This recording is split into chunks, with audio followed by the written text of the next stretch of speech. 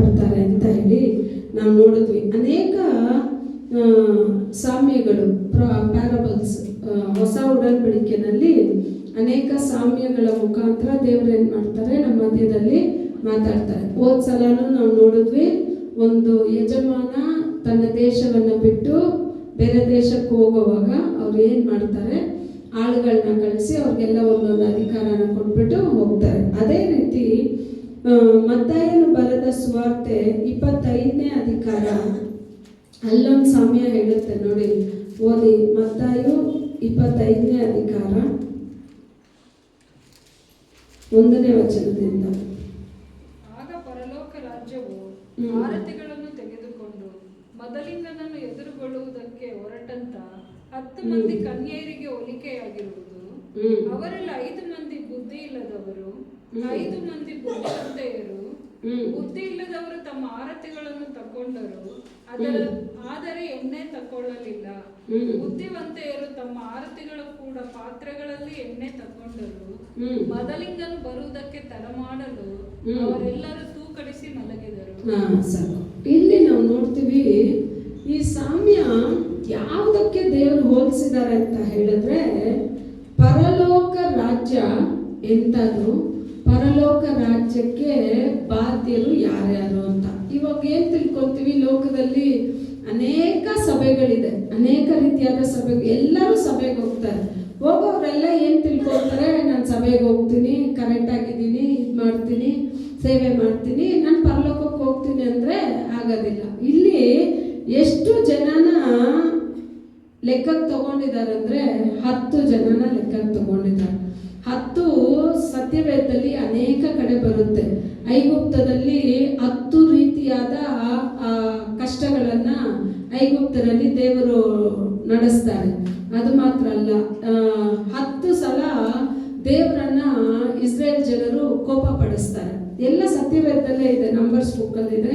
ಅದರಲ್ಲಿ ಹೇಳ್ತಾರೆ 10 ಬಾರಿ ಇವ್ರು ನನ್ನನ್ನು ಏನ್ ಮಾಡಿದ್ದಾರೆ, ಕೋಪ ಪಡಿಸಿದ್ದಾರೆ ಅಂತ ಹೇಳಿ. ಅದು ಮಾತ್ರ ಅಲ್ಲ, ಯಾಕೋಬನು ಕೆಲಸ ಮಾಡುವಾಗ ತನ್ನ ಮಾವನ ಹತ್ರ ಅವನು ಹೇಳುವಾಗ ಹೇಳ್ತಾನೆ, ಇದುವರೆಗೂ 10 ಸಲ ನನ್ನ ಸಂಬಳನ ನೀವೇನ್ ಮಾಡ್ಬಿಟ್ರಿ, ಬದಲಾಯಿಸ್ಬಿಟ್ರಿ ಅಂತ. ಅವಾಗ 10 ಅನ್ನೋ ಅಂಶನ ಅನೇಕ ಕಡೆ ನಾವೇನ್ ನೋಡ್ಬೋದು. ಇದು ಇಲ್ಲಿ ಮಾತ್ರ ಅಲ್ಲ, ದೇವರ ಆಲಯವನ್ನ ಕಟ್ಟೋಕೆ ಮೋಶೆಗೆ ದೇವರ ಅಪ್ಪಣೆ ಕೊಡುವಾಗ ಆ ಆಲಯದಲ್ಲಿ ಅಳತೆನೂ 10 ಅನೇಕ ಕಾರ್ಯಗಳಿದೆ. ಅದನ್ನ 25 ವಿಮೋಚನ ಕಂಡ 25ನೇ ಅಧಿಕಾರದಲ್ಲಿ ನಾವು ತೆಗೆಯುವಾಗ ನೋಡ್ಬೋದು. ಆ ರೀತಿ ಇಲ್ಲಿ ಹೇಳ್ತಾ ಇದೆ, 10 ಕನ್ಯರು ಸಭೆ ಯಾವ ರೀತಿ ಇರ್ಬೇಕು ಅಂತ ದೇವ್ರು ಇಷ್ಟಪಡ್ತಾರೆ ಅಂದ್ರೆ, ಇವತ್ತು ನೀವು ಕಡಿಮೆ ಜನ ಇರ್ಬೋದು, ಯಾರು ಕೇಳ್ಕೋಬೇಕು ಅಂತ ದೇವ್ರು ಇಷ್ಟಪಡ್ತಾರೋ ಅವರ ಕಿವಿಗಳಲ್ಲಿ ದೇವರ ವಾಕ್ಯ ಹೋಗುತ್ತೆ. ಎಷ್ಟೇ ಜನ ಇದ್ರು ಹೇಳ್ತಾರಲ್ಲ, ಕರೆದವರು ಅನೇಕರು, ಹಾರಿಸಲ್ಕೊಳ್ಳಲ್ಪಟ್ಟವರು ಸ್ವಲ್ಪ ಜನ ಮಾತ್ರ.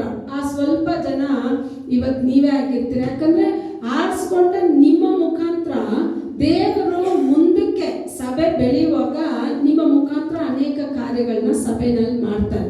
ಆ ದೇವರು ಸಭೆನಲ್ಲಿ ಅನೇಕ ಕಾರ್ಯ ಮಾಡಬೇಕಾದ್ರೆ ಈಗಿರೋ 1-2 ಜನ ನೋಡಿ ದೇವರ ಸಭೆ ಅಲ್ಲ. ಎಷ್ಟು ಜನ, ತುಂಬಾ ಕ್ರೌಡ್ ಇರೋದ್ರಿಂದ ಸಭೆ ಅಂತ ಅಲ್ಲ, ಒಂದು ವ್ಯಕ್ತಿಗೇನೆ ದೇವರು ತುಂಬಾ ಪ್ರಾಮುಖ್ಯ ಕೊಡ್ತಾರೆ, ಒಂದು ಮನುಷ್ಯ. ಯಾಕಂದ್ರೆ ಸತ್ಯವೇದದಲ್ಲಿ ಹೇಳ್ತಾ ಇದೆ, ಒಬ್ಬ 1000 ಜನ ನೋಡಿಸ್ತಾನೆ ಅಂತ. ಅವಾಗ ನೀವು ಒಬ್ಬರೊಬ್ಬರನ್ನ ದೇವರು ನೋಡೋವಾಗ ಒಂದು ಸಪ್ರೇಟ್ ವ್ಯಕ್ತಿಯನ್ನಾಗಿ ನೋಡೋದಿಲ್ಲ. ಯಾಕಂದ್ರೆ ನಮ್ಗೆಲ್ಲರಿಗೂ ಗೊತ್ತು, ಆಬ್ರಹಾಮನನ್ನ ದೇವರು ಕರೆಯುವಾಗ ಆಬ್ರಹಾಮ ಒಬ್ರೆ, ಆಯ್ತಾ? ಆಬ್ರಹಾಮನಿಗೆ ನೆಕ್ಸ್ಟ್ ಎಷ್ಟು ಜನ ಆದ್ರು? 2. ಯಾರು? ಈಸಾಕು, ಅಬ್ರಹಾಮ್. ಆಮೇಲೆ ಈಸಾಕನ್ ಕರೆಯುವಾಗ ಎಷ್ಟು ಜನ ಆದ್ರು? 3 ಜನ, ಈಸಾಕ, ಯಾಕೋಬ, ಏಸ. ಅವಾಗ ಯಾಕೋಬನ್ನ ದೇವರು ಕರೆಯುವಾಗ ಅದು 12 ಗೋತ್ರವಾಗಿ ಬದಲಾಗುತ್ತೆ. ಆ 12 ಗೋತ್ರವನ್ನ ಆರಿಸ್ಕೊಂಡಾಗ ಲಕ್ಷಾನುಲಕ್ಷ ಜನ ಬಂದ್ರು. ಆಗ ಯೋಚನೆ ಮಾಡಿ, 1 ಜನ ದೇವರ ಸಮ್ಮುಖದಲ್ಲಿ ತುಂಬಾ ಅಮೂಲ್ಯರು. ಆಗ ಇಲ್ಲಿ ಸಭೆನ ಯಾವುದಕ್ಕೆ ದೇವರು ಹೋಲಿಸ್ತಾರೆ ಅಂತ ಹೇಳಿದ್ರೆ, 10 ಕನ್ಯರಿಗೆ. 10 ಕನ್ಯರಿಗೆ, ಸ್ತ್ರೀಯರು ಬೇರೆ, ಕನ್ನಿಗೆಯರು ಬೇರೆ. ಸ್ತ್ರೀಯರು ಮದುವೆ ಆದವ್ರಿಗೆ ಸ್ತ್ರೀಯರು ಅಂತಾರೆ, ಮದುವೆ ಆಗದೆ ಇರೋರ್ಗೆ ಕನ್ನಿಗೆಯರು ಅಂತಾರೆ. ಸಭೆನ ಎರಡಕ್ಕೂ ಹೋಲಿಸ್ತಾರೆ. ಸ್ತ್ರೀಯಾಗಿಯೂ ಕೆಲಸ ಮಾಡ್ಬೇಕು, ನೀವು ಕನ್ನಿಗೆಯಾಗಿಯೂ ಕೆಲಸ ಮಾಡಬೇಕು. ಆದ್ರೆ ಇದರಲ್ಲಿ ತುಂಬಾ ಪ್ರಾಮುಖ್ಯ ಏನಂದ್ರೆ, ಎಲ್ಲರೂ ಏನ್ ಹೇಳ್ತಾರೆ, ಸಭೆಗೆ ನಾವು ಓಡಿ ಓಡಿ ಆತ್ಮಗಳನ್ನ ಸೇರಿಸ್ಬಿಡೋಣ. ಸಭೆನಲ್ಲಿ ಓಡಿ ಓಡಿ ಆತ್ಮಗಳನ್ನ ಸೇರ್ಸೋಕ್ ಮುಂಚೆ ನಾನು ನನ್ನ ದೇವರಿಗೆ, ನನಗೂ ನನ್ನ ದೇವರಿಗೆ ಇರುವ ಸಂಬಂಧ ಯಾವ ರೀತಿ ಆದದ್ದು, ನಾನು ನನ್ನ ಮಾರ್ಗ ದೇವರಿಗೆ ಮೆಚ್ಚುಗೆಯಾಗಿದೆಯಾ ಅಂತ ಇಲ್ಲಿ ಹೇಳುವಾಗ ಹೇಳ್ತಾರೆ, 10 ಜನರಲ್ಲಿ 5 ಜನ ಕನ್ನಿಗೆಯರು ಬುದ್ಧಿ ಇರೋರು, 5 ಜನ ಬುದ್ಧಿ ಇಲ್ಲದೆ ಇರೋರು. ಸತ್ಯವೇದನ ಇದು ಯೇಸು ಸ್ವಾಮಿನೇ ಸ್ವತಃ ಮಾತಾಡ್ತಾ ಇರೋದು. ಯಾವೊಂದು ಮನುಷ್ಯನು ಮಾತಾಡ್ತಾ ಇಲ್ಲ, ಯಾವೊಂದು ಪ್ರವಾದಿ ನುಡಿತಾ ಇಲ್ಲ. ಯಾರು ಮಾತಾಡ್ತಾ ಇದ್ದಾರೆ ಅಂದ್ರೆ ಸ್ವತಃ ಯೇಸು ಸ್ವಾಮಿನೇ ಈ ಸಾಮ್ಯನ ಹೇಳ್ತಾ ಇದ್ದಾರೆ. ಏನಂತ ಹೇಳ್ತಾ ಇದ್ದಾರೆ, 10 ಜನ ಕನ್ನಿಗೆಯರಿದಾರಪ್ಪ, 10 ಜನರಲ್ಲಿ 5 ಜನ ಬುದ್ಧಿ ಇರೋರು, 5 ಜನ ಬುದ್ಧಿ ಇಲ್ಲದೆ ಇರೋರು. 2 ಎಲ್ಲಿದ್ದಾರೆ ಅಂದ್ರೆ, 2 ಲೋಕದಲ್ಲೇ ಇದ್ದಾರೆ, 2 ಸಭೆನಲ್ಲೇ ಇದ್ದಾರೆ. 10 ಜನ ಎಚ್ಚರವಾಗಿದ್ದಾರೆ, 10 ಜನ ಇಬ್ರು ಕೈಯಲ್ಲಿ ಏನಿದೆ ಅಂದ್ರೆ ಆರ್ತಿ ಅಂತ ಹೇಳಿದೆ, ತೀವಟ್ಟಿಗಳು. ಅದು ಹಳೆ ಕಾಲದಲ್ಲೆಲ್ಲ ನೋಡಿದ್ರೆ ಲೈಟ್ ಎಲ್ಲ ಇಲ್ಲ ಅಲ್ಲ, ಅದನ್ನ ಒಂದು ಕಡ್ಡಿನಲ್ಲಿ ಹಚ್ಚಿಸ್ಬಿಟ್ಟು ಅದು ಉರಿದೇ ಇರೋ ರಾತ್ರಿ ಎಲ್ಲ ಉರಿಯೋಕೆ ಅದನ್ನೇನ್ ಮಾಡ್ತಾರೆ, ಅಲ್ಲಲ್ಲಿ ಇಕ್ಕಿರ್ತಾರೆ.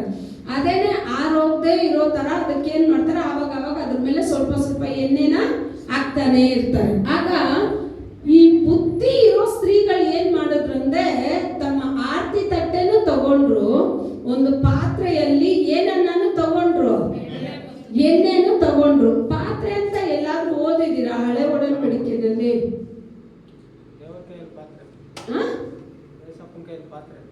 ಏಸಪ್ಪನ ಕೈ ಪಾತ್ರೆನಾ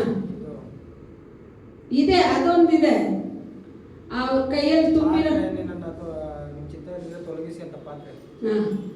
ಅದೊಂದು ಪಾತ್ರೆ ಅವ್ರು ಹೇಳಿದ್ದು. ನಾನು ಹೇಳೋದು ಒಂದು 23ನೇ ಕೀರ್ತನೆಯಲ್ಲಿ ಒಂದು ವಚನ ಹೇಳುತ್ತೆ, ಎನ್ ಪಾತ್രം ನಿರಂಬಿ ಒಳಗಿರೋದು, ನನ್ನ ಪಾತ್ರೆ ತುಂಬಿ ಹೊರಸೂಸುತ್ತೆ. ಅವಾಗ ನನ್ನ ಪಾತ್ರೆ ಅಂದ್ರೆ ಏನು ಅಂದ್ರೆ, ನನ್ನ ಹೃದಯವೇ ನನ್ನ ಪಾತ್ರೆ.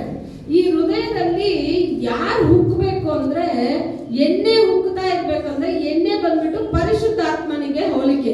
ಆಗ ಈ 5 ಜನ ಕನ್ನಿಗೆಯರು ಹೆಂಗಿದ್ದಾರೆ ಅಂದ್ರೆ, ಲೋಕದಲ್ಲೇ ಜೀವಿಸ್ತಾರೆ, ಆದ್ರೆ ಇವರಲ್ಲಿ ಏನಿದೆ ಅಂದ್ರೆ ದೇವರು ಮೆಚ್ಚುವ ಅಷ್ಟು ಗುಣಗಳು ಇವ್ರ ಹತ್ರ ಇದೆ. 5 ಜನರಲ್ಲಿ ಸೇವೆ ಇದೆ, ಬೆಳಕಿದೆ, ಎಲ್ಲ ಇದೆ. ಸೇವೆನೂ ಅವರು ಸೇವೆನೇ ಮಾಡ್ತಾ ಇದ್ದಾರೆ, ಎಲ್ಲ ಇದೆ. ಆದ್ರೆ ಏನಿಲ್ಲ ಅಂತ ಹೇಳಿದ್ರೆ, ಪಾತ್ರೆನೂ ತಂದಿಲ್ಲ ಅವರು, ಎಣ್ಣೆನೂ ತಂದಿಲ್ಲ. ಪಾತ್ರೆನೂ ಎಣ್ಣೆನೂ ಇಲ್ಲ ಅಂತ ಹೇಳಿದ್ರೆ, ಪಾತ್ರೆ ನಮ್ಮ ಹೃದಯ, ಎಣ್ಣೆ ಆತ್ಮ ಸ್ವರೂಪನು. ನನ್ನ ಹೃದಯದಲ್ಲಿ ಯಾವಾಗ್ಲೂ ಯಾರು ಆಳ್ವಿಕೆ ಮಾಡ್ಬೇಕಂದ್ರೆ, ಪರಿಶುದ್ಧ ಆತ್ಮನು ಆಳ್ವಿಕೆ ಮಾಡಬೇಕು. ಯಾವಾಗ್ಲೂ ಪರಿಶುದ್ಧ ಆತ್ಮನಿಗೆ ಮೆಚ್ಚುಗೆಯಾದ ಕಾರ್ಯ ನಮ್ಮಲ್ಲಿ ಇರ್ಬೇಕು. ಇಲ್ಲಿ ವಚನ ಹೇಳ್ತಾ ಇದೆ, ಮಗಲಿಂಗನು ಬರೋಕೆ ತಾಮದ ಅಂತ ಹೇಳಿದ ತಕ್ಷಣ ಎಲ್ಲರೂ ಏನ್ ಮಾಡ್ಬಿಟ್ರು, 10 ಜನನು ನಿದ್ದೆ ಮಾಡ್ಬಿಟ್ರು. 10 ಜನನು ನಿದ್ದೆ ಮಾಡ್ಬಿಟ್ರು. ಈಗ ನಾವು ಈ ಲೋಕದಲ್ಲಿ ಇದೀವಿ, ಕೆಲಸ ಮಾಡ್ತೀವಿ, ಓಡಾಡ್ತೀವಿ, ಎಲ್ಲಾ ಕಡೆ ಹೋಗ್ತೀವಿ, ರಾತ್ರಿ ಊಟ ಮಾಡ್ತೀವಿ, ನಿದ್ದೆ ಮಾಡ್ತೀವಿ. ಇದ್ರ ಎಲ್ಲದರ ಮಧ್ಯದಲ್ಲಿ ಈ ಸಾಮ್ಯದಿಂದ ನಮ್ಗೆ ದೇವ್ರು ಏನ್ ಹೇಳ್ಕೊಡೋಕೆ ಇಷ್ಟಪಡ್ತಾರೆ ಅಂದ್ರೆ, ಯಾವಾಗ್ಲೂ ನಿನ್ ಸಿದ್ಧತೆ ಉಳ್ಳವಳಾಗಿರ್ಬೇಕು. ಯಾವಾಗ ಯೇಸು ಸ್ವಾಮಿ ಬಂದು ಕರೀತಾರೋ, ಯಾವಾಗ ನಿನ್ನನ್ನ ಹೊಯ್ಯೋಕೆ ದೇವ್ರು ಬರ್ತಾರೋ, ಟಕ್ಕಂತ ಎಲ್ಲಾನು ಬಿಟ್ಬಿಟ್ಟು ಹೋಗ್ಬಿಡ್ಬೇಕು. ಯೇಸು ಸ್ವಾಮಿ ಒಂದು ನಾಶನದಿಂದ ಲೋತನನ್ನ ತಪ್ಪಿಸೋಕೆ ನೋಡ್ತಾರೆ. ಅವನಿಗೆ ಮನಸ್ಸು ಎಲ್ಲಿತ್ತು ಅಂದ್ರೆ, ಲೋತನಿಗೆ ದೇವರ ಕಡೆಗೆ ಮನಸ್ಸಿತ್ತು. ಅವನ ಪಾತ್ರೆ ದೇವರ ಕಡೆಗೆ ಇರೋದ್ರಿಂದಲೇ ದೇವದೂತರು ಹೇಳ್ತಾರೆ, ನೀನ್ ಈ ಭೂಮಿನಲ್ಲಿ ನಿಲ್ಲದೆ ಹಿಂತಿರುಗಿ ನೋಡ್ದೆ ನೀನೇನ್ ಮಾಡು, ಓಡು ಅಂತ ಹೇಳ್ತಾರೆ. ಇವ್ರು 3 ಜನ ಓಡ್ತಾರೆ. ಇವರ ಹೆಂಡತಿ ಹೃದಯ ಎಲ್ಲಿತ್ತು ಅಂದ್ರೆ, ತಾನು ಸಂಪಾದನೆ ಮಾಡಿದ ಎಲ್ಲ ಆಸ್ತಿ ಎಲ್ಲಿದೆ, ಪಟ್ಟಣದ ಒಳಗಡೆ ಇದೆ. ಈಗ ಅವಳ ಮನಸ್ಸೆಲ್ಲಿದೆ, ಆ ಪಟ್ಟಣದ ಒಳಗಡೆ ಅವಳು ಶೇಖರಣೆ ಮಾಡಿದ ಆ ವಸ್ತುಗಳ ಮೇಲೆ ಇಟ್ಟಿದ್ರಿಂದಲೇ, ಅಯ್ಯೋ ಏನಾಗುತ್ತೋ, ನನ್ನ ಮನೆ ಏನಾಗುತ್ತೆ, ನನ್ನ ಸಂಪಾದನೆ ಮಾಡಿದ್ದು ಏನಾಗುತ್ತೆ ಅಂತ ಹಿಂತಿರುಗಿ ನೋಡಿದ್ಲು. ಅಲ್ಲೇ ಏನಾಗ್ಬಿಟ್ಲು, ಉಪ್ಪಿನ ಸ್ತಂಭ ಆಗ್ಬಿಟ್ಲು. ಆಗ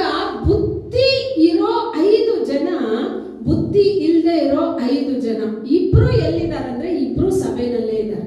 ಇಬ್ರು ಎಲ್ಲಿ ಕೆಲಸ ಮಾಡ್ತಾರೆ ಅಂದ್ರೆ ಸಭೆನಲ್ಲೇ ಕೆಲಸ ಮಾಡ್ತಾರೆ. ಇನ್ನು ನಾವು ತಿಳ್ಕೊಂತೀವಿ ಸಭೆನಲ್ಲಿ ನಾನು ಎಲ್ಲ ಮಾಡ್ತೀನಿ, ಸಭೆಗೆ ಇದು ಮಾಡ್ತೀನಿ, ಸಭೆನ ಅಲಂಕಾರ ಮಾಡ್ತೀನಿ, ಈ ಕಾರ್ಯ ಮಾಡ್ತೀನಿ, ಎಲ್ಲ ಮಾಡಿದ್ರು ದೇವರ ಮುಂದೆ ನಾನು ನಿಲ್ಲೋವಾಗ ದೇವರು ಬಯಸುವ ಗುಣಗಳು ನಮ್ಮಲ್ಲಿ ಇಲ್ಲ ಅಂತ ಹೇಳಿದ್ರೆ ದೇವರನ್ನ ಯಾವುದೇ ಒಂದು ನಾವು ತಿಳ್ಕೊಬಾರ್ದು. ದೇವರಿಗೆ ಕಾಣಿಕೆ ಕೊಟ್ಟು ಇಲ್ಲ ಏನೋ ಒಂದು ಕಾರ್ಯ ಮಾಡಿನೋ ದೇವರ ಆಶೀರ್ವಾದವನ್ನ ಪಡೆದುಕೊಳ್ಳೋಣ ಅಂತ ನಾವು ಯಾವತ್ತೂ ತಿಳ್ಕೊಬಾರ್ದು. ಒಂದು ಕಾರ್ಯ ನಮ್ಮಲ್ಲಿ ಜ್ಞಾಪಕ ಇರಬೇಕು, ಪರಲೋಕದ ಆಶೀರ್ವಾದನ ಇಟ್ಟು ಈ ಭೂಮಿಯ ಆಶೀರ್ವಾದನ ನಾನು ಪಡ್ಕೋಬಹುದು. ಏನು ಹೇಳಿ, ನೀವ್ ಹೇಳಿ. ಪಡ್ಕೋಬಹುದು, ಆದ್ರೆ ಭೂಮಿಯಲ್ಲಿ ಇರೋ ಆಶೀರ್ವಾದನಿಟ್ಟು ಪರಲೋಕದಲ್ಲಿ ಒಂದು ಚಿಕ್ಕ ಜಾಗನೂ ನಮ್ಮಿಂದ ನೋಡೋಕೆ ಆಗೋದಿಲ್ಲ. ಯಾಕೆ ಅಂದ್ರೆ ಈ ಭೂಮಿಯ ಕಾರ್ಯಗಳಿಗಿಂತ ದೇವರ ಕಾರ್ಯಗಳು ಮಹಾ ಉನ್ನತವಾದದ್ದು, ಮಹಾ ದೊಡ್ಡದು. ದೇವರಿಂದ ನಾವು ಒಂದು ಪಡ್ಕೋಬೇಕು ಅಂತ ಹೇಳಿದ್ರೆ ದೇವರು ನಮ್ಮನ್ನ ಇಷ್ಟಪಡ್ಬೇಕು. ಏನ್ ಪಡ್ಬೇಕು? ದೇವರು ನಿಮ್ಮನ್ನ ಇಷ್ಟಪಡ್ಬೇಕು ಅಂದ್ರೆ ಏನ್ ಮಾಡ್ತೀರಾ? ಈಗ ನಿಮ್ ಮನೇಲಿ ಇರೋರ್ನ ಯಾರನ್ನಾದ್ರೂ ನೀವು ಮೆಚ್ಚಿಸ್ಬೇಕು ಅಂತ ಹೇಳಿದ್ರೆ ನೀವೇನ್ ಮಾಡ್ತೀರಾ? ಅವ್ರಿಗೆ ಮೆಚ್ಚುಗೆ ಆದ ಅಡಿಗೆ ಮಾಡಾಕ್ತೀರಾ, ಇಲ್ಲ ಅಂದ್ರೆ ನಿಮ್ಗೆ ಇಷ್ಟವಾದ ವಸ್ತುನ ಏನಾದ್ರೂ ಈಸ್ಕೊಡ್ತೀರಾ. ಯಾಕೆ? ನೀವು ಅವ್ರನ್ನ ಮೆಚ್ಚಿಸ್ಬೇಕು ಅಂತ ಹೇಳಿ. ಆದ್ರೆ ಇಲ್ಲಿ ದೇವ್ರನ್ನ ಮೆಚ್ಚಿಸ್ಬೇಕು ಅಂದ್ರೆ ನಾನು ಏನಾದ್ರೂ ದೇವ್ರಿಗೆ ದೊಡ್ಡದಾಗ ಒಂದು ಕಾಣಿಕೆ ಕೊಟ್ಬಿಡ್ತೀನಿ, ಮೆಚ್ಚಿಬಿಡ್ತಾರ ದೇವ್ರು? ನಾನು 21 ದಿವಸ ಫಾಸ್ಟಿಂಗ್ ಮಾಡ್ಬಿಡ್ತೀನಿ, ಮೆಚ್ಚಿಬಿಡ್ತಾರ ದೇವ್ರು? ಆಕಾಶ ಇಲ್ದೋಗೋ ತರ ನಾನು ಆರಾಧನೆ ಮಾಡಿ ಎಲ್ಲಾನು ಕದಲ್ಸ್ಬಿಡ್ತೀನಿ ಅಂದ್ರೆ ಇಷ್ಟಪಡ್ತಾರ ದೇವ್ರು? ದೇವ್ರು ಇಷ್ಟಪಡೋದು ಒಂದೇ ಒಂದು ಕಾರ್ಯ, ದೇವರು ಬಯಸುವ ಪರಿಶುದ್ಧತೆ ನಮ್ಮ ಜೀವಿತದಲ್ಲಿ ಇಲ್ಲ ಅಂತ ಹೇಳಿದ್ರೆ ನಾನು ಏನೇ ಮಾಡಿದ್ರು ಅದು ವ್ಯರ್ಥ. ಪ್ರತಿ ಬಾರಿ ದೇವರು ಒಂದೊಂದು ಕಾರ್ಯನ ನಿಮ್ಗೆ ಈ ಕಾರ್ಯಗಳನ್ನ ಕಳಿಸ್ತಾನೆ ಇದ್ದಾರೆ ಅಂತ ಹೇಳಿದ್ರೆ ಅವರಿಗೆ ಮೆಚ್ಚುಗೆಯಾದ ಸಿದ್ಧತೆ ಉಳ್ಳ ಪಾತ್ರೆಗಳಾಗಿ ನಿಮ್ಮನ್ನ ರೂಪಾಂತರ ಮಾಡ್ತಾ ಇದ್ದಾರೆ.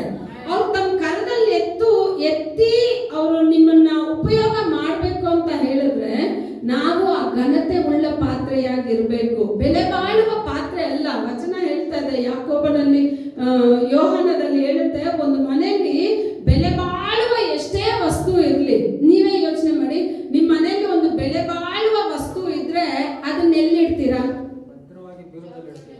ಭದ್ರವಾಗಿ ಬೀರೋದಲ್ಲಿ ಇಡ್ತೀರಾ, ಇಲ್ಲಾಂದ್ರೆ ಎಲ್ಲರೂ ನೋಡೋಕೆ ಶೋಕೇಸ್ ಅಲ್ಲಿ ಇಡ್ತೀರಾ. ಒಂದು 1000 ರೂಪಾಯಿ ಕೊಟ್ಟು ಒಂದು ಬೆಲೆ ಬಾಳುವ ವಸ್ತು ತಂದ್ರೆ ಅದನ್ನ ಎಲ್ಲಿಕ್ತೀರಾ? ಶೋಕೇಸ್ ಅಲ್ಲಿ ಇಕ್ತೀರಾ. ಅದನ್ನ ಪ್ರತಿದಿನ ನೀವೇನ್ ಮಾಡೋದಿಲ್ಲ, ಎತ್ತೋದಿಲ್ಲ. ಒಂದು 100 ರೂಪಾಯಿ ಕೊಟ್ಟು ಒಂದು ಪಾತ್ರೆ ತಂದ್ರೆ ಏನ್ ಮಾಡ್ತೀರಾ?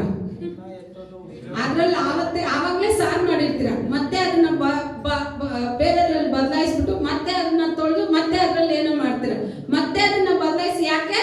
ಅದನ್ನ ನಾವ್ ಏನ್ ತಿಳ್ಕೊಂತೀವಿ, ಇದನ್ನ 100 ರೂಪಾಯಿ ತಂದೆ, ಆದ್ರೆ ಅದ್ರಲ್ಲಿ ಆತ್ಮ ಸ್ವರೂಪ ನಮಗ್ ಕಳ್ಸೋದು ಏನು ಅಂತ ಹೇಳಿದ್ರೆ ಆ ಪಾತ್ರೆ ಪ್ರತಿದಿನ ನಮ್ ಕರ್ದಲ್ಲಿದೆ, ಪ್ರತಿದಿನ ಕೆಲಸ ಅದ್ರಲ್ಲಿ ನಾವು ಮಾಡ್ತಾ ಇದ್ದೀವಿ.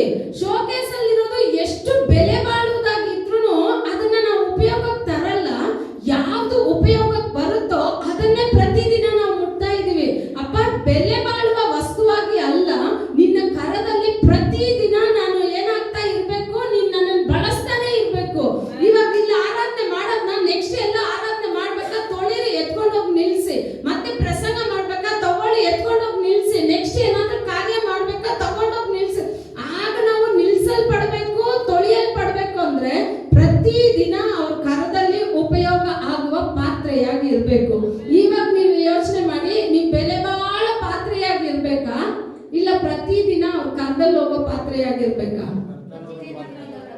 ಪ್ರತಿದಿನ ಅವ್ರ ಕರದಲ್ಲಿ ಹೋಗೋ ಪಾತ್ರೆ. ದೇವರು ಅವರ ಕರದಲ್ಲಿ ಒಂದು ಪಾತ್ರೆನ ತೆಗಿಬೇಕು ಅಂತ ಹೇಳಿದ್ರೆ ಆ ಪಾತ್ರೆ ದೇವರು ಮೆಚ್ಚುವ ಪಾತ್ರೆಯಾಗಿರ್ಬೇಕು. ಆಗ ದೇವರ ಹೃದಯನ ನಾವ್ ಹೆಂಗೆ ಗಳಿಸೋಕೆ ಸಾಧ್ಯ? ದೇವರ ಹೃದಯನ ನಾವ್ ಹೆಂಗೆ ಮೆಚ್ಚಿಸೋಕೆ ಸಾಧ್ಯ? ನಾವ್ ಇವತ್ತೇನ್ ಮಾಡ್ತೀವಿ, ಮನುಷ್ಯರಿಗೆ ಮೆಚ್ಚುಗೆಯಾಗಿ, ಲೋಕಕ್ಕೆ ಮೆಚ್ಚುಗೆಯಾಗಿ, ನಾವು ಕೆಲಸ ಮಾಡೋ ಜಾಗದಲ್ಲಿ ಆ ಯಜಮಾನನಿಗೆ ಮೆಚ್ಚುಗೆಯಾಗಿ ಎಲ್ಲೆಲ್ಲಿ ಹೋಗ್ತೀವೋ ಅವ್ರವ್ರನ್ನ ಮೆಚ್ಚಿಸ್ತೀವಿ ಹೊರತು ಅದು ತಪ್ಪು ಅಂತ ನಮಗ್ ಗೊತ್ತಾಗುತ್ತೆ. ಆದ್ರೂ ಏನ್ ಮಾಡ್ತೀವಿ, ಇಲ್ಲ ನನ್ನನ್ನೆಲ್ಲರೂ ಮೆಚ್ಕೋಬೇಕು. ಆದ್ರೆ ನನ್ನ ಅಂತರಾತ್ಮ ಹೇಳ್ತಾನೆ ಇದೆ, ಎಲ್ಲರೂ ನಿನ್ನ ಮೆಚ್ಕೋಬಹುದು, ಆದ್ರೆ ದೇವರು ನಿನ್ನನ್ನು ಏನ್ ಮಾಡ್ತಾ ಇಲ್ಲ, ಇನ್ನು ಮೆಚ್ಚಿಸ್ಕೊಳ್ಳಿಲ್ಲ. ಆಗ ನಾನು ಮನುಷ್ಯರು ಮೆಚ್ಚಿಸೋ ಅಂತ ಒಂದು ಕಾರ್ಯ ನನಗೆ ಬೇಡ, ನನ್ನ ದೇವರು ನನ್ನನ್ನು ಮೆಚ್ಚಬೇಕು ಅಂತ ಹೇಳಿದ್ರೆ, ಇದರಲ್ಲಿರೋ ಬುದ್ಧಿಯುಳ್ಳ 5 ಕನ್ನಿಗೆಯರು ಯಾವ ಕನ್ನಿಗೆಯರು ಅಂದ್ರೆ ಪಾಪನೇ ದೋಷನೇ ಇಲ್ಲದೆ ಇರೋರೆ ಕನ್ನಿಗೆಯರು. ಕರೆಕ್ಟಾ? ಸ್ತ್ರೀಯರಿಗೂ ಕನ್ನಿಗೆಯರಿಗೂ ಅದೇ ವ್ಯತ್ಯಾಸ. ಆಗ ಸಭೆನ ದೇವ್ರು ಹೆಂಗ್ ನೋಡ್ತಾರೆ ಅಂದ್ರೆ, ಪರಲೋಕ ರಾಜ್ಯ ಯಾವುದಕ್ಕೆ ಹೋಲಿಕೆ ಆಗಿದೆ ಅಂದ್ರೆ ಕನ್ನಿಗೆಯರಿಗೆ ಹೋಲಿಕೆ ಆಗಿದೆ. ಆಗ ದೇವರು ಬಯಸುವ ಒಂದು ಪರಿಶುದ್ಧತೆ ನಮ್ಮ ಜೀವಿತದಲ್ಲಿ ಖಂಡಿತ ಬೇಕು. ಯಾರು ಬಯಸೋ ಪರಿಶುದ್ಧತೆ? ಇಲ್ಲಿ ಹೇಳ್ತಾ ಇದೆ, ಮೊದಲಿಂದನೂ ಬರೋಕೆ ತಡೆಯಾದ ತಕ್ಷಣ ಎಲ್ಲರೂ ಏನ್ ಮಾಡ್ಬಿಡ್ತಾರೆ, ನಿದ್ರೆ ಮಾಡ್ಬಿಟ್ರು. ಈಗ ಅರ್ಧ ರಾತ್ರಿಗೆ ಶಬ್ದ ಬರ್ತಾ ಇದೆ, ಮೊದಲಿಂಗನ್ ಬರ್ತಾ ಇದ್ದಾರೆ, ಎಲ್ಲರೂ ಸಿದ್ಧತೆಯಾಗಿ ಎದ್ದ ತಕ್ಷಣ ಆ ಕ್ಯಾಂಡಲ್ ಏನಾಗ್ತದೆ, ಆರತಿ ಏನಾಗ್ತಾ ಇದೆ, ಸ್ವಲ್ಪ ಉರಿತಾ ಇದೆ. ಟಕ್ಕಂತ ಇವ್ರು ಏನ್ ಮಾಡಿದ್ರು, ಅವ್ರ ಹತ್ರ ಎಣ್ಣೆ ಇತ್ತು, ಪಾತ್ರೆಯಿಂದ ಎಣ್ಣೆ ತೆಗೆದು ಎಲ್ಲ ಹಾಕ್ಬಿಟ್ರು, ಆರತಿ ತಟ್ಟೆಗೆ ಹಾಕಿದ್ರು, ಆರತಿ ಉರಿತ. ಇವ್ರದ್ದೇನಾಗೋಯ್ತು, ಎಣ್ಣೆ ಇಲ್ಲ. ಇವ್ರು ಏನ್ ಮಾಡ್ತಾರೆ, ಪಕ್ಕದಲ್ಲಿರೋರ ಹತ್ರ ಸಾಲ ಕೇಳ್ತಾ ಇದಾರೆ. ಆರತಿನ ಅಭಿಷೇಕನ ನಾವು ಸಾಲ ಕೇಳಿ ಎಲ್ಲ ಪಡೆಯೋಕ್ಕಾಗೋದಿಲ್ಲ, ದುಡ್ಡಿನಿಂದ ಪಡೆಯೋಕ್ಕಾಗೋದಿಲ್ಲ. ಇವ್ರು ಏನ್ ಮಾಡ್ತಾರೆ, ಅವ್ರ ಹತ್ರ ಹೋಗಿ ಕೇಳೋವಾಗ ಅವ್ರು ಏನ್ ಹೇಳ್ತಾರೆ, ಅಯ್ಯೋ ನಮ್ಗೆ ಇದು ಸಾಕಾಗಲ್ಲ, ನೀವೇನ್ ಮಾಡಿ ಮಾರೋರ ಹತ್ರ ಹೋಗಿ ಏನ್ ಮಾಡಿ ತಗೊಳ್ಳಿ ಅಂತ ಹೇಳ್ತಾರೆ. ಇವ್ರು ಹೋಗಿ ತಗೊಂಡ್ ಬರೋರಷ್ಟಿಗೆ ಇಲ್ಲಿ ಮೊದಲಿಂಗನ್ ಬಂದ್ಬಿಟ್ರು. ಸಿದ್ಧತೆ ಇರೋರೆಲ್ಲ ಎಲ್ಲಿ ಹೋದ್ರು ಅಂದ್ರೆ ಒಳಗಡೆ ಹೋದ್ರು. ಆ ವಚನ ಓದಿ, 8ನೇ ವಚನ ಓದಿ. ಆಗ ಬುದ್ಧಿ ಇಲ್ಲದವರು ಬುದ್ಧಿವಂತೆಯರಾಗಿ ನಿಮ್ಮ ಎಣ್ಣೆಯಲ್ಲಿ ನಮಗೂ ಸ್ವಲ್ಪ ಕೊಡಿರಿ, ನಮ್ಮ ಆರತಿಗಳು ಆರಿ ಹೋಗುತ್ತವೆ ಎಂದು ಹೇಳಿದರು. ಅದಕ್ಕೆ ಆ ಬುದ್ಧಿವಂತೆಯರು, ನಿಮಗೆ ಕೊಟ್ಟರೆ ನಮಗೂ ನಿಮಗೂ ಕೂಡ ಸಾಲದೆ ಹೋದಿತು, ನೀವು ಮಾರುವವರ ಬಳಿಗೆ ಹೋಗಿ ಕೊಂಡುಕೊಂಡರೆ ಒಳ್ಳೆಯದು ಅಂದರು. ಅವರು ಕೊಳ್ಳಲಿಕ್ಕೆ ಹೋದಾಗ ಮೊದಲಿಂದನು ಬಂದನು. ಸಿದ್ಧವಾಗಿದ್ದವರು ಅವನ ಸಂಗಡ ಮದುವೆಯ ಮನೆಯೊಳಕ್ಕೆ ಹೋದರು. ಬಾಗಿಲು ಮುಚ್ಚಲಾಯಿತು. ತರುವಾಯ ಉಳಿದ ಕನ್ಯೆಯರು ಸಹ ಬಂದು, ಸ್ವಾಮಿ ಸ್ವಾಮಿ, ನಮಗೆ ತೆರೆಯಿರಿ ಅಂದರು. ಆತನು, ನಿಮ್ಮನ್ನು ನಾನು ಅರಿಯನೆಂದು ನಿಮಗೆ ಸತ್ಯವಾಗಿ ಹೇಳುತ್ತೇನೆ. Hallelujah, hallelujah. ಇಲ್ಲಿ ಹೇಳ್ತಾ ಇದೆ ನೋಡಿ, ಆ ವಚನ ಮೆನ್ಷನ್ ಮಾಡುವಾಗೆಲ್ಲ ಹೇಳ್ತಾ ಇದೆ ಕನ್ನಿಗೆಯರು ಅಂತ. ಆಗ ಅವರು ಏನಾಗಿದ್ದಾರೆ, ಪರಿಶುದ್ಧತೆಯಲ್ಲಿ ಇದ್ದಾರೆ. ಆದ್ರೆ ಆ ಪರಿಶುದ್ಧತೆ ಬಂದ್ಬಿಟ್ಟು ದೇವರು ಮೆಚ್ಚುವ ಪರಿಶುದ್ಧತೆ ಇಲ್ಲ. ಆಗ ದೇವರು ಮೆಚ್ಚುವ ಒಂದು ಪರಿಶುದ್ಧತೆ ಬೇರೆ, ಮನುಷ್ಯನ ಮೆಚ್ಚುವ ಪರಿಶುದ್ಧತೆ ಬೇರೆ. ಮನುಷ್ಯನಿಗೆ ಮೆಚ್ಚುಗೆಯಾದ ಪರಿಶುದ್ಧತೆ ಬೇಡ. ನಮಗೆ ಬೇಕಾಗಿರೋದು ಯಾವ ಪರಿಶುದ್ಧತೆ ಅಂದ್ರೆ ದೇವರು ಮೆಚ್ಚುವ ಪರಿಶುದ್ಧತೆ. ದೇವರ ಕಣ್ಗಳು ನಮ್ಮನ್ನ ನೋಡ್ತಾನೇ ಇರುತ್ತೆ. ದೇವರ ಕಣ್ಗಳು ಯಾವಾಗ್ಲೂ ನಮ್ಮನ್ನ 24 ಗಂಟೆ ಹೇಳ್ತೀವಲ್ಲ, ಎಲ್ಲಾದ್ರೂ ಒಂದು ರೂಮ್ ಒಳಗಡೆ ಹೋದ್ರೆ ಅಲ್ಲಿ ಮಾತ್ರನೇ CCTV. ಆದ್ರೆ ದೇವರ ಕಣ್ಗಳು ಇಷ್ಟು ದೂರ ಮಾತ್ರ ಅಂತ ಅಲ್ಲ, ನಾವ್ ಎಲ್ಲೇ ಹೋದ್ರೂ ದೇವರ ಕಣ್ಗಳು ನಮ್ಮನ್ನ ದೃಷ್ಟಿಸಿ ನೋಡ್ತಾನೆ ಇರುತ್ತೆ. ಆಗ ನಾವ್ ಏನ್ ಮಾಡ್ಬೇಕು, ಯಾರಿಗೆ ನಾನು ಮೆಚ್ಚುಗೆ ಆಗಿದ್ದೀನಿ ಅಂತ ಹೇಳಿದ್ರೆ, ಪ್ರತಿಯೊಂದು ನಾವ್ ಏನ್ ಮಾಡ್ತೀವಿ, ಎಲ್ಲಿ ನಿಲ್ತೀವಿ, ಎಲ್ಲಿ ಹೋಗ್ತೀವಿ, ಯಾರ ಹತ್ರ ಮಾತಾಡ್ತೀವಿ, ಏನ್ ಮಾಡ್ತೀವಿ, ಎಲ್ಲಿದ್ದೀವಿ, ನಮ್ ಕೋಣೆಯಲ್ಲಿ ನಾವ್ ಏನಿದೀವಿ ಅಂತ ಹೇಳಿ. ಯಾಕಂದ್ರೆ ವಚನ ಹೇಳ್ತಾ ಇದೆ, ನೀನು ಉಪವಾಸದಿಂದ ನೀನ್ ಪ್ರಾರ್ಥನೆ ಮಾಡುವಾಗ ನೀನ್ ಏನ್ ಮಾಡು, ನಿನ್ನ ಕೋಣೆಗೆ ಹೋಗು, ನಿನ್ ಬಾಕಲ್ನ ಮುಚ್ಚು, ಅಂತರಂಗದಲ್ಲಿ ನೀನ್ ಪ್ರೇಯರ್ ಮಾಡು. ಎಲ್ಲಿ ಮಾಡ್ಬೇಕಂತೆ ಪ್ರೇಯರ್? ಅಂತರಂಗದಲ್ಲಿ ಇರ್ಬೇಕಂತೆ. ಇನ್ನು ಅಂತರಂಗದಲ್ಲಿ ಪ್ರೇಯರ್ ಇಲ್ಲ, ಆದ್ರೆ ಬಹಿರಂಗವಾದ ಪ್ರೇಯರ್ ಇದೆ, ಬಹಿರಂಗವಾದ ವರ್ಷಿಪ್ ಇದೆ, ಬಹಿರಂಗವಾದ ಎಲ್ಲ ಕಾರ್ಯಗಳಿದೆ. ಬಹಿರಂಗವನ್ನ ನೋಡೋ ದೇವರು ಮೊದಲು ಬಹಿರಂಗನ ನೋಡೋಕ್ ಮುಂಚೆ ನಮ್ಮ ಅಂತರಾತ್ಮವನ್ನ ನೋಡ್ತಾರೆ. ಒಳಗಿರೋ ಮನುಷ್ಯ ಯಾವ ರೀತಿ ಇದ್ದಾನೆ, ಒಳಗಿರೋ ಮನುಷ್ಯನ ಜೀವಿತ ಯಾವ ರೀತಿನಲ್ಲಿದೆ, ಸತ್ತ ರೀತಿನಲ್ಲಿದೆಯಾ, ಇಲ್ಲ ದೇವರಿಗೆ ಮೆಚ್ಚುಗೆ ಆಗಿದೆಯಾ, ದೇವರನ್ನ ಮೆಚ್ಚಿಸೋ ಕಾರ್ಯಗಳಿದೆಯಾ ಅಂತ ಹೇಳಿ ದೇವರು ನೋಡ್ತಾರೆ. ಅದಕ್ಕೆ ಹೇಳ್ತಾರೆ, ಅಂತರಂಗದಲ್ಲಿ ನೋಡುವ ದೇವರು ನಿನಗೆ ಬಹಿರಂಗವಾಗಿ ಸದುತ್ತರ ಕೊಡ್ತಾರಂತೆ. ನಾನು ಬಹಿರಂಗವಾಗಿ ಮಾಡೋದಾದ್ರೆ ನನ್ನ ಅಂತರಂಗ ಆತ್ಮ, ನನ್ನ ಅಂತರಂಗ ಜೀವಿತ ಅದು ತಪ್ಪಾಗಿತ್ತು ಅಂತ ಹೇಳಿದ್ರೆ ಎಲ್ಲ ಶೂನ್ಯ. ಏನಾದ್ರೂ ಮಾಡ್ಬೋದು. ಇವಾಗ ನಾನು ಇಲ್ಲಿ ನಿಂತು ನಿಮಗೆ ಪ್ರಸಂಗ ಮಾಡ್ತೀನಿ ಅಂತ ಹೇಳಿದ್ರೆ ನನ್ನ ಅಂತರಂಗ ಜೀವಿತನು, ನನಗೆ ದೇವರೊಂದಿಗಿರುವ ಸಂಬಂಧನು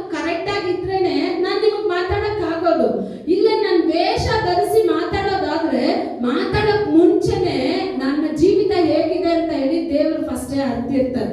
ಆಗ ನಾನು ಮಾತಾಡುವಾಗ ನೀವು ಯಾರು ಕಿವಿ ಕೊಟ್ಟು ಕೇಳಕ್ ಆಗೋದಿಲ್ಲ. ನಿಮ್ಮನ್ನ ಕೂರ್ಸ ಯಾಕೆ ಅಂತ ಹೇಳಿದ್ರೆ ಪ್ರತಿ ಬಾರಿ ನಾನು ಹೇಳ್ತೀನಿ, ನಾನ್ ನಿಮ್ಮನ್ನ ಕದಿಬಾರ್ದು ಅಂತ ಹೇಳ್ಬಿಟ್ಟು ನಾನ್ ಕದಿದ್ರೆ ಅದು ದೇವರಿಗೆ ಮೆಚ್ಚುಗೆಯಾಗೆ ಇರೋದಿಲ್ಲ.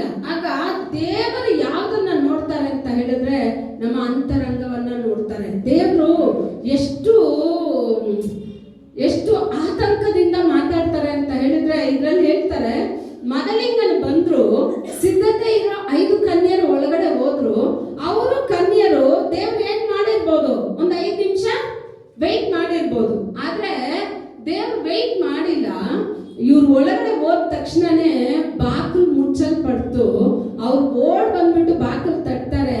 ಅವ್ರು ಏನ್ ತಿಳ್ಕೊಂಡ್ರು, ನಾವು ಇದೇ ದೇವ್ರ ತಾನೇ ಕಾಯ್ತಾ ಇದ್ವಿ ಅಂತ ಹೇಳಿ ಅವ್ರು ಬಾಗಿಲು ತಟ್ತಾರೆ. ದೇವ್ರು ಹೇಳ್ಬಿಡ್ತು, ಒಂದೇ ಮಾತು ಹೇಳ್ತಾರೆ, ನಿಮ್ಮನ್ನ ಯಾರು ಅಂತಾನೆ ನಾನು ಅರ್ತಿಲ್ಲ ಅಂತ ಹೇಳ್ತಾರೆ. ಆಗ ನಾನು ಇಷ್ಟು ವರ್ಷ ಸಭೆಗೆ ಹೋಗಿ ನಾನು 20 ವರ್ಷ 50 ವರ್ಷ ವಿಶ್ವಾಸಿಯಾಗಿದ್ದು ಎಲ್ಲ ನನಗೆ ತಿಳಿದಿದ್ದು ದೇವರ ಅಂಗೀಕಾರ ಮಾಡೋ ಒಂದು ಬಲಿ, ದೇವರ ಅಂಗೀಕಾರ ಮಾಡೋ ಒಂದು ಪರಿಶುದ್ಧತೆ ನನ್ನಲ್ಲಿ ಇಲ್ಲ ಅಂತ ಹೇಳಿದ್ರೆ ನಾನು ಎಷ್ಟು ವರ್ಷ ವಿಶ್ವಾಸಿಯಾಗಿದ್ರು ನನ್ನ ಜೀವಿತ ಶೂನ್ಯ. ದೇವರು ಮೆಚ್ಚುವುದು ನೀನು ಎಷ್ಟು ವರ್ಷ ವಿಶ್ವಾಸಿ ಅಂತ ಅಲ್ಲ, ನೀನು ಎಷ್ಟರ ಮಟ್ಟಿಗೆ ನಿನ್ನ ಐಕ್ಯತೆ ದೇವರಲ್ಲಿದೆ, ಎಷ್ಟರ ಮಟ್ಟಿಗೆ ನೀನು ಆರಾಧನೆ ಮಾಡೋ ದೇವರನ್ನ ಅರಿತಿದ್ಯಾ. ಯಾಕೆ ಅಂತ ಹೇಳಿದ್ರೆ ಇಲ್ಲೊಂದು ವಚನ ಹೇಳುತ್ತೆ ನೋಡಿ, ತಿಳ್ಕೊಂತೀನಿ,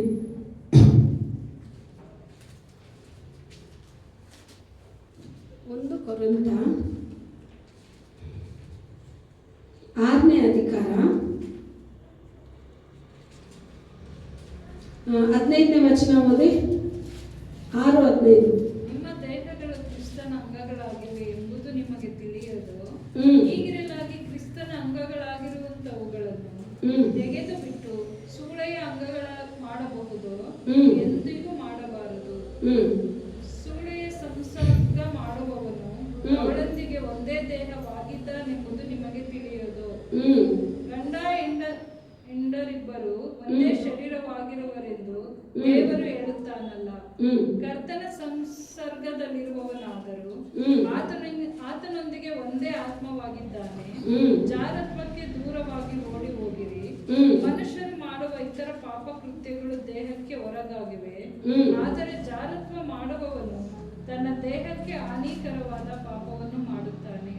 ದೇವರಿಂದ ದೊರಕಿ ನಿಮ್ಮೊಳಗೆ ನೆಲೆಗೊಂಡಿರುವ ಪವಿತ್ರಾತ್ಮನಿಗೆ ನಿಮ್ಮ ದೇಹವು ಗರ್ಭಗುಡಿಯಾಗಿದೆ ಎಂಬುದು ನಿಮಗೆ ತಿಳಿಯದು. ನೀವು ನಿಮ್ಮ ಸ್ವಂತ ಸೊತ್ತಲ್ಲ, ನೀವು ಕ್ರಯಕ್ಕೆ ಕೊಳ್ಳಲ್ಪಟ್ಟವರು. ಆದ ಕಾರಣ ನಿಮ್ಮ ದೇಹದಲ್ಲಿ ದೇವರ ಪ್ರಭಾವವನ್ನು ಪ್ರಕಾಶಪಡಿಸಿರಿ. ಹಲ್ಲೆಲೂಯಾ. ನೀವು ಯಾರ ಜೊತೆ ಸಂಬಂಧವಾಗಿ ಬೆರೆಸಿದ್ದೀರಾ? ದೇವರ ಜೊತೆ. ದೇವರು ಒಂದೇ ಶರೀರ. ಯಾವ ರೀತಿ ಗಂಡ ಹೆಂಡತಿ ಸಂಬಂಧ ಇದೆಯೋ ಅದೇ ರೀತಿ ಒಂದೇ ಶರೀರವಾಗಿ ದೇವರು ತನ್ನಲ್ಲಿ ನಿಮ್ಮನ್ನ ಇಟ್ಟಿದ್ದಾರೆ. ಇಲ್ಲಿ ಹೇಳ್ತಾರೆ, ಎಲ್ಲ ಪಾಪನ ಬಿಟ್ಟು ಓಡೋಗು ಅಂತ ಹೇಳೋದಿಲ್ಲ. ಈ ಜಾರತ್ವಕ್ಕೆ ಮಾತ್ರ ದೇವರು ಹೇಳ್ತಾರೆ, ಅಲ್ಲಿ ನಿಲ್ಲೇ ಬೇಡ, ಅದನ್ನ ಬಿಟ್ಟು ಏನ್ ಮಾಡು, ನೀನು ಓಡು ಅಂತಾರೆ. ಯಾಕೆ ಅದನ್ನ ಬಿಟ್ಟು ಓಡು ಅಂತ ಎಲ್ಲ ಪಾಪನ ನೋಡುವಾಗ ಹೇಳ್ತಾರೆ, ಈ ಪಾಪನ ಬಿಟ್ಟು ಬಿಡು, ಇದರಿಂದ ದೂರ ಬರ್ತಾರೆ. ಆದ್ರೆ ಇದಕ್ ಮಾತ್ರ ದೇವ್ರ ಅಪ್ಪಣೆ ಹೇಳ್ತಾ ಇದೆ, ಅಲ್ಲಿ ನಿಲ್ಬೇಡ, ಅದನ್ನ ಬಿಟ್ಟು ನೀನೇನ್ ಮಾಡು, ಓಡು. ಯಾರು ಈ ಪಾಪನ ಬಿಟ್ಟು ದೂರ ಓಡಿದ್ದು? ಹಳೆ ಒಡಂಬಡಿಕೆಯಲ್ಲಿ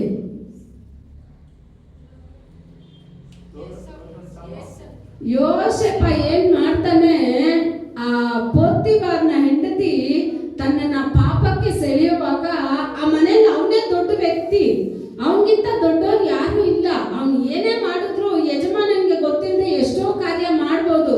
ಆದ್ರೆ ಅವನು ಏನ್ ಹೇಳ್ತಾನೆ, ನನ್ನ ಯಜಮಾನ ಈ ಮನೇಲಿರೋ ಎಲ್ಲಾನು ನನ್ಗೆ ಒಪ್ಪಿಸಿ ಕೊಟ್ಟಿದ್ರು ನನ್ ಪಾಪ ಮಾಡೋಕೆ ನನ್ನನ್ನು ಬಿಡದೆ ಇರೋದು ಯಾರು ಅಂದ್ರೆ ನಾನು ಆರಾಧನೆ ಮಾಡೋ ದೇವರು. ನನ್ನ ದೇವರು ನನ್ನನ್ನು ನೋಡ್ತಾ ಇರ್ತಾರೆ.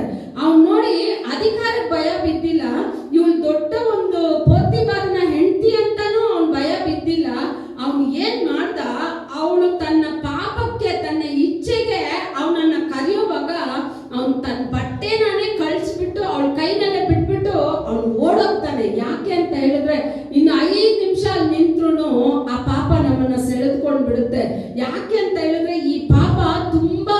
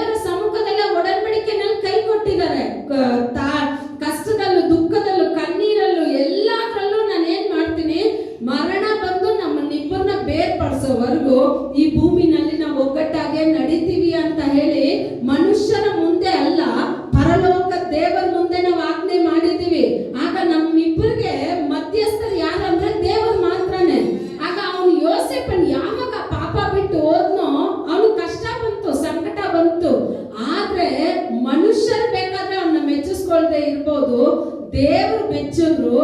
ಯಾವ ರಾಜ್ಯದಲ್ಲಿ ಅವನನ್ನ ತಪ್ಪೋರಿಸಿ ಸೆರೆಮನೆಗೆ ಹಾಕಿದ್ರು ಅದೇ ರಾಜ್ಯದಲ್ಲಿ ಸಿಂಹಾಸನದಲ್ಲಿ ದೇವರು ತಂದು ಕೂರಿಸಿದ್ರು. ಯಾಕೆ ಅಂತ ಹೇಳಿದ್ರೆ ಆ ಪಾಪನ ಬಿಟ್ಟು ಅವನು ಓಡಿದ್ದಕ್ಕೆ. ಆಗ ಈ ಪಾಪನ ಮಾಡೋರು ದೇವ್ರು ಹೇಳ್ತಾರೆ, ನೀವು ನಿಮ್ಮವ್ರು ಅಲ್ಲ, ನಿಮ್ಮನ್ನ ನಾನು ಕ್ರಯಕ್ಕೆ ತಗೊಂಡಿದ್ದೀನಿ, ನೀವು ನನ್ನ ಸೊತ್ತು, ನನ್ನ ಕರ್ತಲ್ಲಿರೋರು, ನನ್ನ ಕರ್ತಲ್ಲಿರೋ ನಿಮ್ಮನ್ನ ನಾನೇ ಬಳಸ್ಬೇಕೆ ಹೊರತು ನಿಮ್ಮದಾದ ಆಸೆಗಳು ಯಾವುದು ಇರಬಾರ್ದು. ದೇವ್ರ ಮಕ್ಕಳಲ್ಲಿ ಒಂದು ಮಾತ್ರ ಜ್ಞಾಪಕ ಇಟ್ಕೊಳ್ಳಿ, ನಿಮಗೆ ಅಂತ ಯಾವ ಆಸೆನೂ ಇರಲೇಬಾರ್ದು.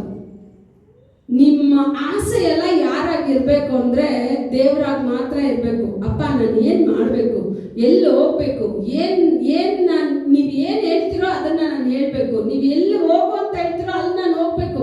ಎಲ್ಲಾನು ಅವ್ರನ್ನ ಕೇಳಿ ಕೇಳಿ ಕೇಳಿ ಕೇಳಿ ಅವ್ರ ಕರದಿಂದನೇ ಪಡ್ಕೊಂಡು ನಾವು ಮಾಡ್ಬೇಕು. ಯಾಕಂದ್ರೆ ಇಲ್ಲಿ ವಚನ ಹೇಳ್ತಾ ಇದೆ, ಆತನ ಆತ್ಮ ನಮ್ಮಲ್ಲಿ ವಾಸ ಮಾಡ್ತಾ ಇದೆ. ಅವರಲ್ಲಿ ಪರಿಶುದ್ಧತೆ ಇದ್ದು, ಆದ್ರೆ ಮನುಷ್ಯರು ನೋಡುವ ಪರಿಶುದ್ಧತೆ, ದೇವರು ಮೆಚ್ಚುವ ಪರಿಶುದ್ಧತೆ ಇಲ್ಲ. ಅದಕ್ಕೆ 5 ಕನ್ಯರು ಅವ್ರ ಕೈಯಲ್ಲಿ ಆರ್ತಿ ತಟ್ಟೆ ಇಟ್ಟಿದ್ರು ಯಾವ್ದನ್ನ ಅವ್ರು ಮರ್ತು ಬಿಟ್ರು ಅಂತ ಹೇಳಿದ್ರೆ, ಆತ್ಮ ಸ್ವಲ್ಪ ಇಲ್ದೇನೆ ನಾನು ಪರಿಶುದ್ಧವಾಗಿರ್ತೀನಿ, ಎಣ್ಣೆ ಇಲ್ದೇನೆ ನಾನು ಪರಿಶುದ್ಧವಾಗಿರ್ತೀನಿ, ನನ್ನ ಪಾತ್ರೆ ಇಲ್ದೇನೆ ಪರಿಶುದ್ಧವಾಗಿರ್ತೀನಿ ಅಂತ ಹೇಳಿದ್ರೆ ಅದು ದೇವರಿಂದ ಮೆಚ್ಚಿಸೋ ಕಾರ್ಯನೇ ಅಲ್ಲ. ನಾವು ಯಾವಾಗ್ಲೂ ಯಾರನ್ನ ಆದ್ಕೊಂಡಿರ್ಬೇಕು ಅಂತ ಹೇಳಿದ್ರೆ, ಅಪ್ಪ ಈ ಭೂಮಿನಲ್ಲಿ ನಾನು ಪರಿಶುದ್ಧ ಜೀವನ ಮಾಡ್ಬೇಕಂದ್ರೆ ನಿನ್ ಕೃಪೆ ಬೇಕು, ನಾನು ಪರಿಶುದ್ಧವಾಗಿ ನಡಿಬೇಕಂದ್ರೆ ನಿನ್ ದಯೆ ಬೇಕು, ನಿನ್ನ ಹೃದಯವನ್ನ ಗಳಿಸುವ ಆ ಒಂದು ಪ್ರೀತಿನ ನನ್ನಲ್ಲಿ ಉಂಟು ಮಾಡು ಅಂತ ನಾವು ಕೇಳ್ಬೇಕು. ಇಲ್ಲಿ ಅದನ್ನೇ ಹೇಳ್ತಾ ಇದೆ. ಇಲ್ಲಿ ಹೇಳುವಾಗ ಅದಕ್ಕೆ ಯೋಬನ್ ಹೇಳ್ತೆ, ಅವ್ನು ಹೇಳ್ತಾನೆ, ಅವ್ರ ಸ್ನೇಹಿತರು ಬಂದು ಬೈತಾರೆ, ನೀನ್ ಪರಿಶುದ್ಧತೆನಲ್ಲಿ ಇರೋದ್ರಿಂದ ದೇವ್ರಿಗೆ ಏನ್ ಲಾಭ, ದೇವ್ರಿಗೆ ಏನಾಗುತ್ತೆ, ಏನು ಇಲ್ಲ, ನೀನೇನೋ ತಪ್ಪು ಮಾಡಿರ್ತೀಯ, ಅದಕ್ಕೆ ಇದೆಲ್ಲ ನಡೀತಾ ಇದೆ. ಅವ್ನು ಹೇಳ್ತಾನೆ, ನಾನು ಪರಸ್ತ್ರೀಯನ್ನ ನೋಡಿಲ್ಲ. ಯಾಕೆ ಅಂತ ಹೇಳಿದ್ರೆ ನನ್ನ ಕಣ್ಗಳು ಯಾರೊಂದಿಗೆ ಒಡಂಬಡಿಕೆ ಮಾಡಿದೆ ಅಂದ್ರೆ ಪರಲೋಕ ದೇವರೊಂದಿಗೆ ನನ್ನ ಕಣ್ಗಳು ಒಡಂಬಡಿಕೆ ಮಾಡ್ಬಿಟ್ಟಿದೆ. ಈ ಕಣ್ಣು ಯಾವುದನ್ನ ಮಾತ್ರ ನೋಡುತ್ತೆ ಅಂತ ಹೇಳಿದ್ರೆ ನನ್ನ ದೇವರನ್ನ ಮಾತ್ರ ನಾನು ದೃಷ್ಟಿಸಿ ನೋಡ್ತಾನೆ ಇರ್ತೀನಿ. ನನ್ನ ಕಣ್ಮುಂದೆ ಯಾವಾಗ್ಲೂ ಅವರನ್ನೇ ನಾನು ಇಟ್ಟಿದ್ದೀನಿ. ಅವ್ರನ್ನ ಇಟ್ಟಿರೋದ್ರಿಂದ ಪರಸ್ತ್ರೀ ಏನೇ ಆಗಿದ್ರು ನನ್ನ ಕಣ್ಗಳು ಅಲ್ಲಿ ಹೋಗೋದಿಲ್ಲ. ಆಗ ದೇವರು ಬಯಸುವ ಒಂದು ಪರಿಶುದ್ಧತೆ, ದೇವರಿಗೆ ಸಿದ್ಧತೆ ಉಳ್ಳ ಮಕ್ಕಳಾಗಿ ನಾವು ಬಾಳ್ಬೇಕು. ಇಂದು ಲೋಕದಲ್ಲಿ ಇಷ್ಟು ಅನಾಚಾರ, ದುಷ್ಟ ಕಾರ್ಯಗಳು, ಯೌವನಸ್ಥರೆಲ್ಲ ಸಾಯ್ತಾ ಇದ್ದಾರೆ ಅಂತ ಹೇಳಿದ್ರೆ ಯಾರು ಹೊಣೆ ಅಲ್ಲ. ನಾವ್ ಹೇಳ್ತೀವಿ ಅವರು ಇವ್ರು ರಕ್ಷಣೆ ಹೊಂದಿಲ್ಲ ಅಂತ. ದೇವರು ಮಕ್ಕಳು ಮನಸ್ಸಾಂತರಗೊಳ್ಳದೆ ಇರೋದೇ ಲೋಕದಲ್ಲಿ ನಡೆಯೋ ಕಾರ್ಯ. ಯಾವತ್ತಾದ್ರೂ ಯೋಚನೆ ಮಾಡಿ ನೋಡಿದ್ದೀರಾ? ಈ ಇಡೀ ಸತ್ಯವೇದನೆ ನೀವು ಓದ್ ನೋಡಿ, ಯಾವತ್ತಿಗೂ ದೇವರು ಅನ್ಯ ಜನಗಳಿಗೆ ಮಾತಾಡೋದೇ ಇಲ್ಲ. ಯಾಕೆ ತಪ್ಪು ಯಾವ್ದು ಕರೆಕ್ಟ್ ಅಂತ ಯಾರು ಮಾತಾಡ್ತಾರೆ ಅಂದ್ರೆ ದೇವರ ಮಕ್ಕಳಿಗೆ ಮಾತಾಡ್ತಾರೆ. ಆಗ ದೇವರ ಮಕ್ಕಳು ಸರಿಯಾಗ್ಬಿಟ್ರೆ ಸಾಕು, ದೇವರು ದೇಶನ ಸರಿ ಮಾಡ್ಬಿಡ್ತಾರೆ, ಕುಟುಂಬನ ಸರಿ ಮಾಡ್ಬಿಡ್ತಾರೆ, ಅಳಿದೋಗೋ ಆತ್ಮಗಳನ್ನ ಸರಿ ಮಾಡ್ಬಿಡ್ತಾರೆ, ನಶಿಸೋ ಆತ್ಮಗಳನ್ನ ರಕ್ಷಣೆನ ತಂದ್ಬಿಡ್ತಾರೆ. ಕಣ್ಣೀರು ಗೋಳಾಟ ಎಲ್ಲ ಕಡೆ ನೋಡಿ, ಕುಟುಂಬದಲ್ಲಿ ಸಮಸ್ಯೆಗಳ ಮೇಲೆ ಸಮಸ್ಯೆಗಳು, ಹೋರಾಟದ ಮೇಲೆ ಹೋರಾಟಗಳು. ಯಾಕೆ ಅಂತ ಹೇಳಿದ್ರೆ ಇನ್ನೂ ನಾವು ಆರಾಧನೆ ಮಾಡೋ ದೇವ್ರು ಯಾರು ಅಂತ ಹೇಳಿ ನಾವು ಸರಿಯಾಗಿ ಅರ್ತಿಲ್ಲ. ದೇವರ ಸಮ್ಮುಖದಲ್ಲಿ ನಾವು ಬರ್ತಾ ಇಲ್ಲ. ದೇವರ ಸಮ್ಮುಖದಲ್ಲಿ ಬನ್ನಿ, ದೇವರ ಹತ್ರ ಕೇಳಿ, ಅಪ್ಪ ನೀನ್ ಬರೋದು ತಡೆಯಾದ್ರೂ ಸರಿ, ನಾನು ನಿನಗೋಸ್ಕರ ಪ್ರತಿದಿನ ಕಾಯ್ಬೇಕು, ನಿನಗೋಸ್ಕರ ನಾನು ಸಿದ್ಧತೆ ಉಳ್ಳವಳಾಗಿರ್ಬೇಕು, ನಿನಗೋಸ್ಕರ ನಾನು ಕಾಯ್ಬೇಕು ಅಂತ ಕೇಳಿ. ಯಾಕೆಂದ್ರೆ ಮಲಾಕಿಯದಲ್ಲಿ ಹೇಳ್ತಾ ಇದೆ, 1ನೇ ಅಧಿಕಾರ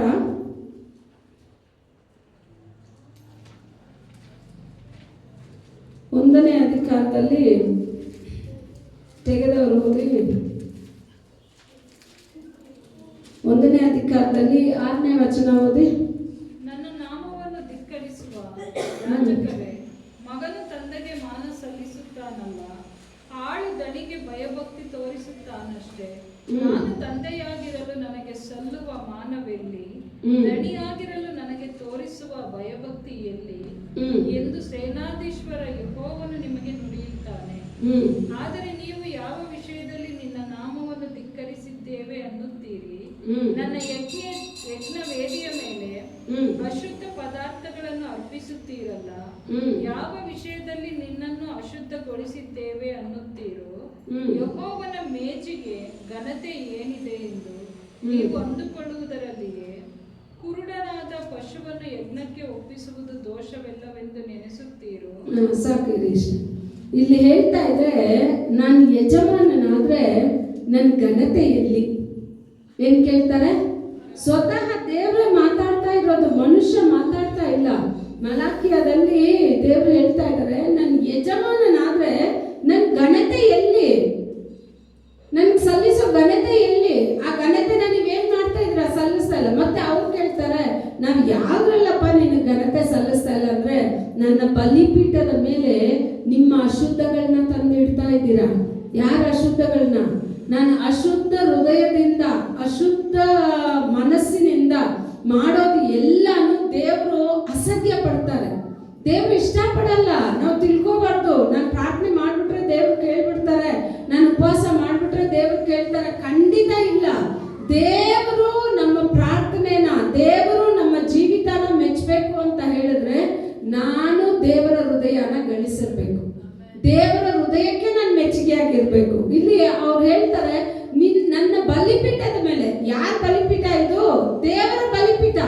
ದೇವರ ಬಲಿಪೀಠದ ಮೇಲೆ ನನ್ನ ಇಷ್ಟವಾದ ಯಜ್ಞವನ್ನ ನಾನು ತಂದಿಡ್ತೀನಿ ಅಂತ ಹೇಳಿದ್ರೆ, ಅದು ದೇವರು ಮೆಚ್ತಾರೆ ಅಂತ ಅಲ್ಲ. ದೇವರ ಮೆಚ್ಚಬೇಕು ಅಂತ ಹೇಳಿದ್ರೆ, ಮೊದಲು ನನ್ನ ಬಲಿಪೀಠ ಯಾವುದು ಅಂದ್ರೆ ನಮ್ಮ ಹೃದಯನೇ ನಮ್ಮ ಬಲಿಪೀಠ.